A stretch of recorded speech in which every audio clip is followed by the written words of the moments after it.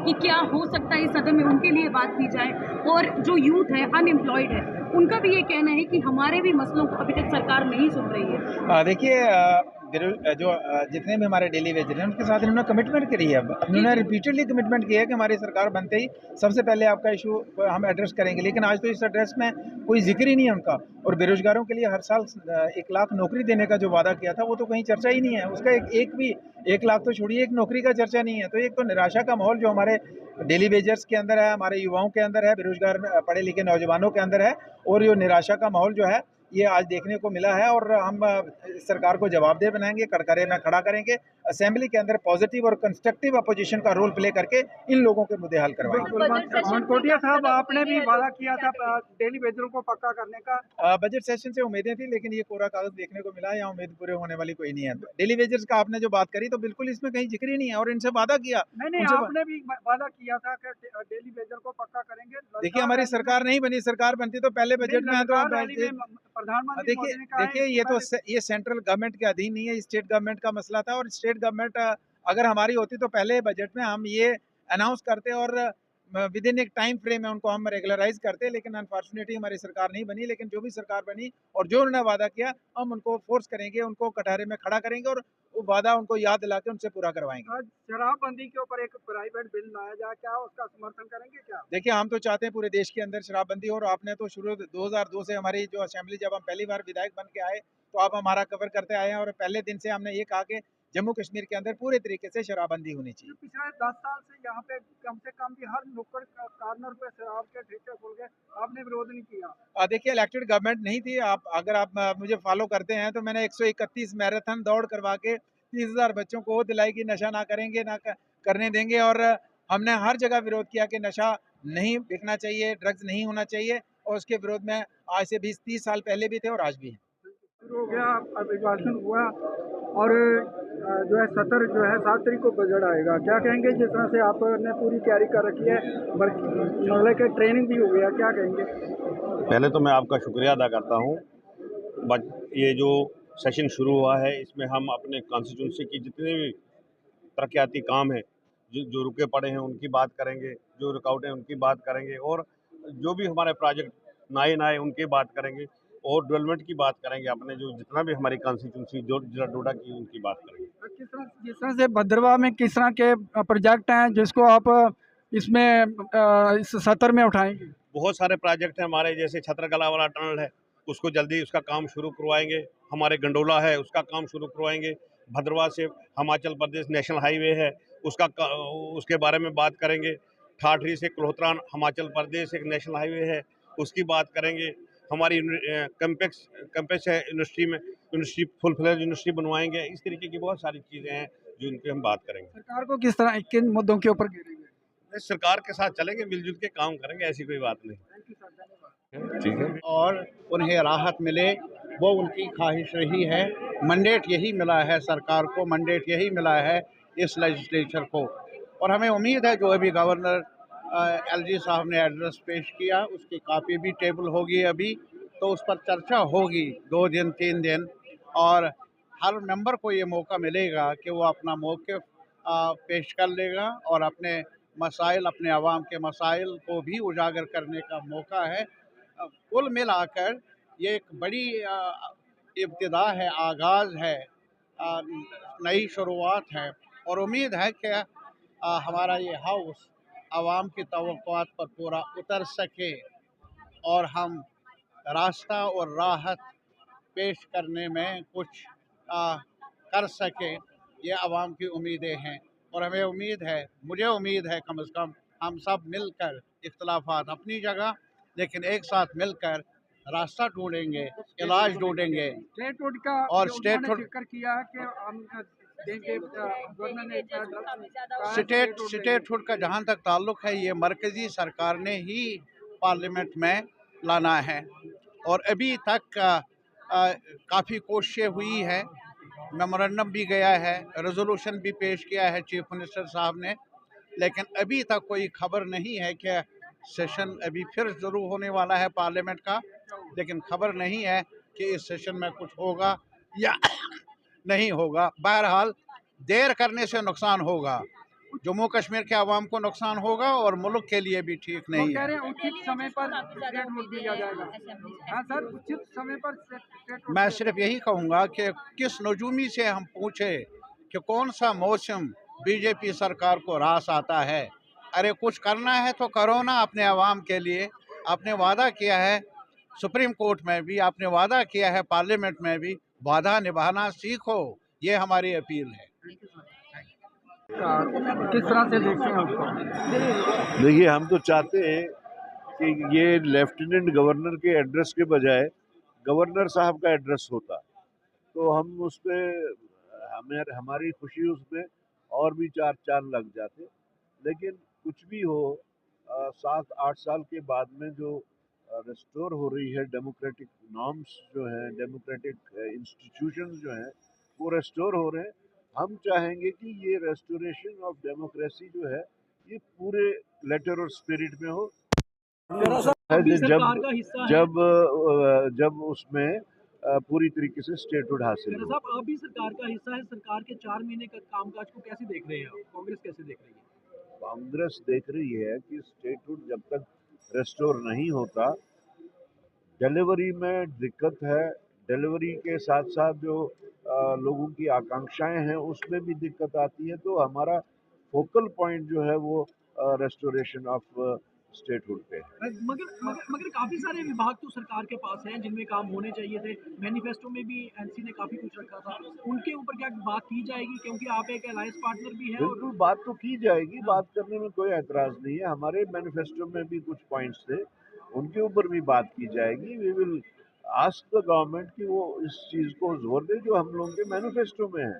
उस चीज़ में तो हमें कहीं पे कोई दिक्कत नहीं आनी चाहिए। कांग्रेस का अंदर क्या रुख रहेगा इस बार असेंबली सेशन में? कांग्रेस किस तरह से देखेगी सारी चीजों को? कांग्रेस जिस तरह से हम बाहर बात करते हैं उसी तरह से अंदर भी बात करेंगे। सवाल उठाए जाएंगे। सवाल तो हमारा हक है हर एक का। अगर एनसी वाले सवाल उठाते तो क्या वो गवर्नमेंट के अगेंस्ट में है? सवाल उठाना हर एमएलए का हक बनता है, इसीलिए तो लोगों ने चुन के उसको यहाँ भेजा हुआ है। ये डेमोक्रेसी का एक पिलर है, तो उसमें हमें उस चीज को यूटिलाइज करना है। दरअसल प्रधानमंत्री ने कहा है कि उचित समय पर हम जो है स्टेटहुड देंगे। क्या कहेंगे जिस तरह से उचित समय कब देखिए, आएगा? उनका उचित तो समझ ही नहीं आता, ना अनुकूल समझ आता है वो अनुकूल वक्त कब आएगा, ना उचित टाइम उनका आ रहा है, ना प्रॉपर टाइम आ रहा है। कोई समझ ही नहीं आता। हमारे पास तो ऐसी कोई डिक्शनरी है नहीं, कोई अलग किस्म की डिक्शनरी जिसमें उचित का कोई नज़दीकी टाइम मिले। बहरहाल हम अपने तरफ से जोर दे रहे हैं कि वो जल्द अज जल्द स्टेटहुड रेस्टोर होना चाहिए। Thank you. साहब, मेरा एक लास्ट सवाल रहेगा कि जिस तरह से अक्सर देखा जाता है कि भाजपा जो है जहाँ तो भविष्य की बात करती है, जहाँ अतीत की बात करती है, जहाँ कांग्रेस की बात करती है, इससे आगे पीछे जो वर्तमान की बात नहीं करती। देखिए, जब इश्यूज ना हो तो तब तो यही सब तरीक़ेकार लेना होगा। ना तो उनको पुराने कोई इश्यूज हैं, ना इस वक्त के मौजूदा हालात के उनके पास कोई सोल्यूशन है, इश्यूज हैं। तो इसलिए ये घुमा फिरा के जो घूमने वो उसी चीज़ को उनने आगे बढ़ाने की कोशिश की। Thank you. देखिए, आज गवर्नर्स एड्रेस यहाँ पे टेबल किया गया है और इस गवर्नर्स एड्रेस में गवर्नर साहब के खुतबे में सिवाय केंद्र सेंट्रली स्पॉन्सर्ड स्कीम्स उनका गुणगान करने के अलावा इस गवर्नर्स एड्रेस में कुछ नहीं है। नेशनल कॉन्फ्रेंस ने बड़ी बड़ी बातें, बड़े बड़े वायदे जम्मू कश्मीर के लोगों के साथ चुनावों में किया था, जिनका कहीं भी एक छोटा सा मेंशन भी इस गवर्नर्स एड्रेस में नहीं है। ये गवर्नर्स एड्रेस सिर्फ वो इंटरनेट से सेंट्रली स्पॉन्सर्ड स्कीम्स का एक कॉपी पेस्ट करके, एक पुलिंदा करके पेश किया गया। हम इसे रिजेक्ट करते हैं और कल की बहस में अपना पक्ष बिल्कुल मजबूती से इस पर रखेंगे। देखें, डज नॉट मैटर। हम पूछना चाहते हैं कि वो मुफ्त बिजली कहाँ है। हम पूछना चाहते हैं कि वो जो रोजगार, जो नौकरियां लोगों को देना चाहते हैं वो कहाँ है। वो मुफ्त सिलेंडर कहाँ है, वो आपके माध्यम से पूछे नहीं तो पावर नहीं तो छोड़ दें। इफ दे कैन नॉट, देखें अभी थोड़ा टाइम देना चाहिए ना। देखें, सुने मेरी बात, आपने ठीक सवाल पुट किया। अगर पावर नहीं तो चुनाव नहीं लड़ते, लोगों से बातें नहीं करते। और तो सुप्रीम कोर्ट सुने सिर्फ एक लॉ एंड ऑर्डर को छोड़ के सब डिपार्टमेंट, सब पॉलिसी डिसीजन जम्मू कश्मीर की सरकार के पास हैं। ये वो मगरमच्छ की तरह वो आंसू बहाने और शुतुरमुर्ग की तरह वो जिसे कहते हैं रेत में अपना सर छुपाने से बाज आए। जम्मू कश्मीर के विषयों की बात करें, जम्मू कश्मीर के मैंडेट को जस्टिफाई करके दिखाएं। आज जिस तरह से एलजी मनोज सिन्हा ने कहा है कि बहुत जल्द आप बिल्कुल स्टेट कड़ाके रोड पे का कड़ाके दर्जा निकलेंगे देंगे। कल यहाँ, हाँ जी, चिंता मत स्टेट करें। रोड का दर्जा देंगे और ये भी जिक्र किया एलजी देखिए स्टेट रोड तो देना है जम्मू कश्मीर को, उसमें कौन सी बात है। हमने पहले भी कहा जम्मू कश्मीर रियासत है, रियासत रहेगा, लेकिन उपयुक्त समय पे जम्मू कश्मीर को रियासत बनाया जाएगा। लिपकड़ के एक बिल आ रहा है शराबबंदी के ऊपर, आप क्या मैंने वो बिल देखा नहीं है, उस बिल को देखेंगे और उसमें भारतीय जनता पार्टी अपना एक पूरा व्यू बना के आएगी। कुछ नहीं है, कुछ नहीं है, कोई डेली वेजर की बात नहीं है। और तो और जम्मू कश्मीर के विषय छोड़िए, जो नेशनल कॉन्फ्रेंस ने अपने खुतबे में अपने मैनिफेस्टो में जम्मू कश्मीर के लोगों को प्रॉमिस किया, जम्मू कश्मीर के लोगों के वोट लिए, उनमें से एक भी गारंटी इस गवर्नर्स एड्रेस का पार्ट नहीं है। जम्मू कश्मीर ये लोगों के साथ धोखा और फरेब करते हैं ये नेशनल कॉन्फ्रेंस, और इस गवर्नर्स एड्रेस में फिर दोबारा उसको दोहराया। पठानी साहब, उनका कहना है कि 10 साल सरकार रही एलजी की, कुछ नहीं हुआ, अब हमें 3 महीने की सरकार है, हमसे पूछा जा रहा है। आप चिंता मत करें, कल कड़ाके पे कड़ाका निकलेगा, कल इस पे बात करेंगे। आप पहला था मनोज सिन्हा का अभिभाषण था, मनोज सिन्हा ने अपने मेरी बात सुनिए, आज का जो था सेशन, इसमें लेफ्टिनेंट गवर्नर साहब का खुतबा था सबसे पहले इम्पॉर्टेंट, वो आ गया, उन्होंने अपनी बात रखी, मेंबरों ने उनसे सुना वहाँ पे जो हाउस में सेंट्रल हॉल में। गवर्नमेंट ने अपना सारा जो उसकी मन में है, क्या करना है, क्या किया हमने, क्या आगे को करना है, वो सारा इस एड्रेस में था। उसमें सब कुछ लिखा है, A to Z लिखा है। अगर आप पढ़ेंगे उसको तो उसमें वो सारी चीज़ें लिखी हैं।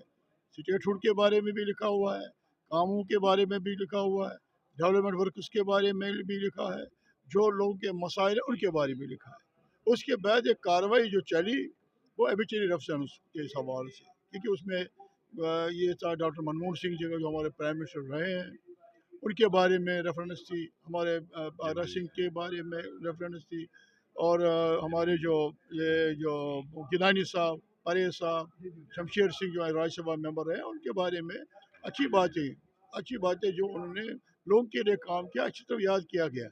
जो मनमोहन सिंह ने जो काम किया था, वर्किंग ग्रुप के बारे में बात हुई यहाँ पे, जो उनका मन में था कि यहाँ अमन आ जाए जम्मू कश्मीर में, उन्होंने वो एक फार्मूला दिया था। यहाँ के जो ये फाइनेंशियल पोजीशन को ठीक कैसे किया जाएगा, उसके लिए भी एक वर्किंग ग्रुप बन गया था।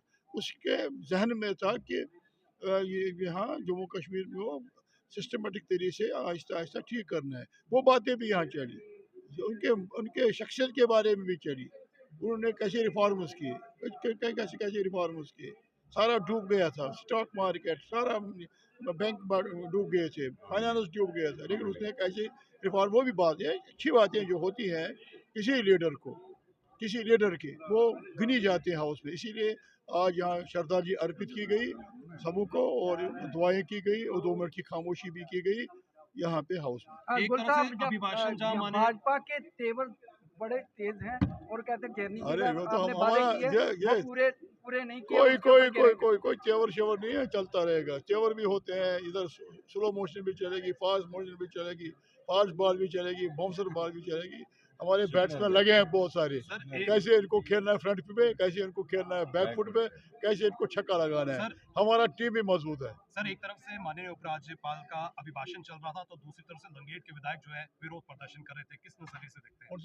लंगेट के जो है, हमें पता ही मुझे, मैं तो चेयर पे था, मुझे कोई इस बारे में इल्म नहीं है। मैं तो ਸੰਵਿਧਾਨ ਸਭਾ ਤੁਹਾਡੇ ਫਾਦਰ ਨੂੰ ਰਹਿ ਕੇ ਗਏ ਨੇ, ਕਿਸ ਤਰ੍ਹਾਂ ਮਹਿਸੂਸ ਹੋ ਰਿਹਾ ਹੈ? ਨਹੀਂ ਜੀ, ਆਪਣੇ ਆਪ 'ਚ ਫਖਰ ਮਹਿਸੂਸ ਹੁੰਦਾ ਹੈ ਕਿ ਜਿਸ ਵਿਧਾਨ ਸਭਾ ਦੇ ਵਿੱਚ ਤੁਹਾਡੇ ਪਿਤਾ ਜੀ ਨੇ ਸ਼ਮੂਲੀਅਤ ਕੀਤੀ ਔਰ ਆਪਣੀ ਰਿਪਰੈਜ਼ੈਂਟੇਸ਼ਨ ਦਿੱਤੀ, ਆਪਣੀ ਪ੍ਰੈਜ਼ੈਂਸ ਸ਼ੋਅ ਕੀਤੀ, ਅੱਜ ਤੁਸੀਂ ਉਸੇ ਵਿਧਾਨ ਸਭਾ ਦੇ ਸਦस्य ਹੋ। ਲੇਕਿਨ ਦੁੱਖ ਜ਼ਰੂਰ ਲੱਗਦਾ ਹੈ ਕਿ ਅੱਜ ਉਹ ਸਾਰੀ ਗਤੀਵਿਧੀਆਂ ਦੇਖਣ ਲਈ ਅੱਜ ਸਾਡੇ ਪਿਤਾ ਜੀ ਸਾਡੇ ਵਿੱਚ ਨਹੀਂ ਹਨ। ਉਹਨਾਂ ਦੀ ਬੜੀ ਖੁਆਇਸ਼ ਸੀ ਕਿ ਮੈਂ ਇਲੈਕਸ਼ਨ ਲੜਾਂ, ਇਲੈਕਸ਼ਨ ਜਿੱਤ ਕੇ ਆਵਾਂ। ਉਹਨਾਂ ਦੇ ਆਸ਼ੀਰਵਾਦ, ਵਾਹਿਗੁਰੂ ਦੇ ਆਸ਼ੀਰਵਾਦ ਨਾਲ ਹੀ ਮੈਂ ਇਲੈਕਸ਼ਨ ਲੜ ਕੇ ਜਿੱਤ ਕੇ ਆਇਆ। ਅਲਬੱਤਾ ਜਿੱਥੇ ਵੀ ਹਨ, ਮੇਰਾ ਉਹਨਾਂ ਦਾ ਆਸ਼ੀਰਵਾਦ ਸदैव ਮੇਰੇ ਨਾਲ ਹੈ, ਔਰ ਉਹਨਾਂ ਦੇ ਦੱਸੇ ਦੇ ਰਸਤੇ ਦੇ ਉੱਪਰ ਹੀ ਮੈਂ ਚੱਲਣ ਦਾ ਪ੍ਰयास ਕਰ ਰਿਹਾ। ਕੀ ਤੁਹਾਡੀ ਪ੍ਰਾਇੋਰਟੀ ਹੋਣਗੀਆਂ ਆਪਣੇ ਇਲਾਕੇ ਦੇ ਲੋਕਾਂ ਦੀ? देखिए, मैं अपनी कॉन्स्टिट्यूंसी ਨੂੰ ਲੈ ਕੇ ਬੜਾ ਸੀਰੀਅਸ ਹਾਂ। ਮੇਰੀ ਕੌਂਸਟੀਟਿਊਂਸੀ ਬਹੁ ਕੌਂਸਟੀਟਿਊਂਸੀ ਮਾਡਲ ਕੌਂਸਟੀਟਿਊਂਸੀ ਬਣੇ, ਸਕੂਲਾਂ ਦਾ ਸਟੇਟਸ ਜਿਹੜਾ ਅਪਗ੍ਰੇਡ ਹੋਏ, ਸੜਕਾਂ ਜਿਹੜੀਆਂ ਬਿਹਤਰੀਨ ਹੋਣ, ਕਿਉਂਕਿ ਬੈਸਟੈਸਟ ਆਫ ਦਾ ਬੈਸਟੈਸਟ ਸਟਫ ਜਿਹੜਾ ਮੈਂ ਕਹਿਣਾ ਉਹ ਮੇਰੀ ਕੌਂਸਟੀਟਿਊਂਸੀ ਦਾ ਨਿਵਾਸੀ ਹੈ, ਮੇਰਾ ਵੋਟਰ ਹੈ। ਔਰ 5 ਕੁਐਸਚਨ ਤੁਸੀਂ ਪੁੱਟ ਕੀਤੇ ने इस बारी भी जी जी जी इस तरह के क्वेश्चन थोड़ा सा देख रहे थे पता लगे देखिए टोटली पब्लिक ओरिएंटेड पॉइंट्स ने सारे पब्लिक नाल जुड़े इश्यूज ने क्योंकि ये सैक्रेटरी ਦੀ ਸੈਂਟੀਟੀ ਹੁੰਦੀ ਹੈ ਕਿ ਅਸੀਂ ਕੁਐਸਚਨ ਜਿਹੜਾ ਪਹਿਲੇ ਬਾਰ ਰਿਵੀਲ ਨਹੀਂ ਕਰ ਸਕਦੇ ਅਲਬੱਤਾ ਹੁਣ ਜਿਲੇ ਸੈਸ਼ਨ ਲੱਗੇਗਾ ਤਾਂ ਕੁਐਸਚਨ ਆਵਰ ਚਲੇਗਾ ਤੁਸੀਂ ਦੇਖੋਗੇ ਪਬਲਿਕ ओरिएंटेड ਪੁਆਇੰਟਸ ਅਸੀਂ ਰੇਜ਼ ਕੀਤੇ ਨੇ ਔਰ ਹਰ ਪੁਆਇੰਟ ਦੇ ਉੱਪਰ ਸਰਕਾਰ ਨੂੰ ਜਵਾਬ ਦੇਣਾ ਪਏਗਾ रंधावा साहब इस तरह एक शराबबंदी का बिल लाया जा रहा है प्राइवेट, उसका समर्थन करेंगे क्या? देखो प्राइवेट बिल है वो किस मूव के साथ लाए हैं वो देखेंगे सरकार को भी देखना है ये टूरिस्ट डोमिनेटिंग स्टेट है यूटी है यहाँ इन चीज़ों का सब ध्यान रखने की ज़रूरत है शराब से कहीं ज़्यादा और चीज़ों पे पाबंदी और सख्ती लाने की ज़रूरत है जो गैर कानूनी तरीके से चल रहा है मुझे लगता है उस पर ध्यान दिया जाए तो सरकार तो लोग ज़्यादा उसको वेलकम करेंगे। थैंक यू सर, धन्यवाद।